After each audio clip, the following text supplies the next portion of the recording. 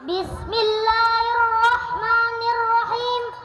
Assalamualaikum warahmatullahi wabarakatuh.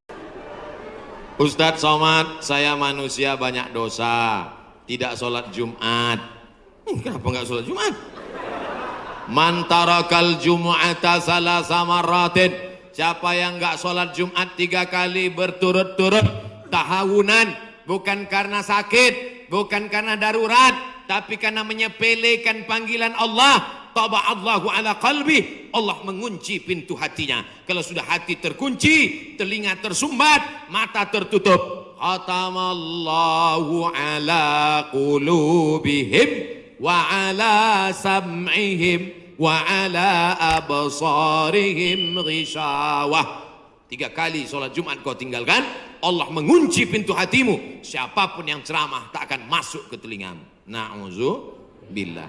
Saya ingin bertobat dan sudah menjalankan taubat, maka sholat Jumatlah engkau. Siapa yang datang hari Jumat saat yang pertama seperti berkurban seekor onta, datang pada saat yang kedua seperti berkurban seekor lembu, datang saat ketiga seperti berkurban seekor kambing, datang saat keempat seperti berkurban seekor ayam, datang saat kelima seperti berkurban sebutir telur ayam. Sekarang banyak yang datang hari Jumat, jangankan telur ayam, telur puyuh pun nggak dapat. Datangnya kapan? Ketika khotib sudah naik ke atas mimbar, jamaah Jumat yang dimuliakan Allah, baru dia datang. Terlambat, udah terlambat sholat sunat lagi. Allahu Akbar. Pakai baju kaos tertulis, emang masalah buat lo. Orang kalau taubat itu malu sama dosa-dosa masa lalu, bukan bangga. Ini banyak juga orang udah taubat. Ustaz Somad, saya ini baru hijrah. Dulu semua saya minum, semua narkotika saya pakai. Ente taubat apa sombong? Orang taubat mengenang dosa itu melelehkan air mata, nangis. Ada juga bukan bangga. Ada juga sebagian jamaah sudah taubat nangis. Ustaz, kamu menyesal minjam uang. La illallah. Nah, ada, saya bukan ngada-ngada. Bagaimana caranya bisa membubarkan tempat hiburan malam?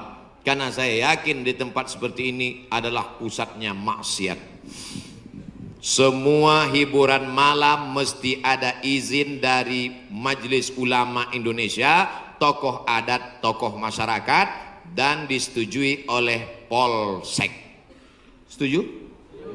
Jadi siapa yang mau buat hiburan malam nikah anaknya, dia ngurus surat 3. Pertama, rekom dari MUI. Pak Ketua MUI Kecamatan, ya nanti malam mau pesta anak saya. Kata MUI, apa hiburannya?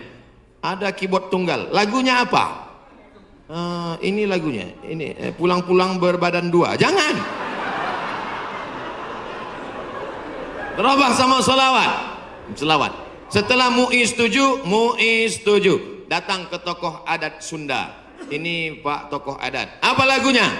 Ini lagu ya, buat satu lagu adat yang mengingatkan supaya kita tetap menjaga adat sopan santun. Oke, tambah lagu religi satu, lagu adat. Datang ke Polsek, Pak Polsek, oke setuju, jam 10 tutup. Bisa apa nggak bisa? Bisa. Jangan suruh saya datang ceramah ke situ, nanti mereka sudah mabuk baru datang saya, assalamualaikum. Nggak bisa. Ini amar ma'ruf nahi mungkar ini bukan cuma tugas ustadz, tapi tugas kita bersama. Di masjid ustadz menyampaikan ceramah, bapak ibu memfasilitasi, anaknya nikah, perbuatannya baik, sakral, menghalalkan yang haram. Tapi dalam itu dia sudah melakukan perbuatan haram, menyediakan narkoba, menyediakan pesta sampai malam. Insya Allah kalau sepakat yang 3, polisi, tokoh agama, tokoh adat, DPR tingkat kabupaten provinsi, peraturan daerah, pesta keramaian hanya boleh sampai jam 9 malam. Lewat dari itu pengawasan polisi boleh menangkap. Bisa atau tidak bisa? Bisa. Makanya kita harus berjamaah menangkal ini semua. Insya Allah kalau sudah orang-orang masjid duduk memilih wakil-wakil rakyat yang juga peduli, maka akan terwujud negeri kita tetap menjadi baldatun thayyibatun wa rabbun ghafur. Makanya sebarkan pengajian. Siapapun ustadz yang datang ngaji, Ustadz Jujun Junaidi ngaji, Ustadz Abdul Somad ngaji, Ustadz ngaji, datang, duduk, diam, dengar. Ada snack, makan. Nggak ada, istighfar.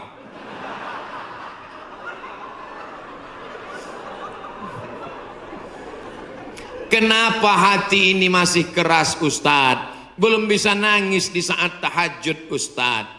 Datang seorang bertanya kepada Nabi, an qaswatil qalbi, hatinya keras. Apa kata Nabi? At'imil masakin wamsah ra'sal yatim. Kalau mau melembutkan hati, kasih makan fakir miskin, usap kepala anak yatim.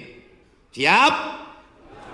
Ngaji jangan ditunda-tunda. Pulang dari sini langsung mampir ke rumah makan, beli nasi bungkus, bawa ke panti jompo.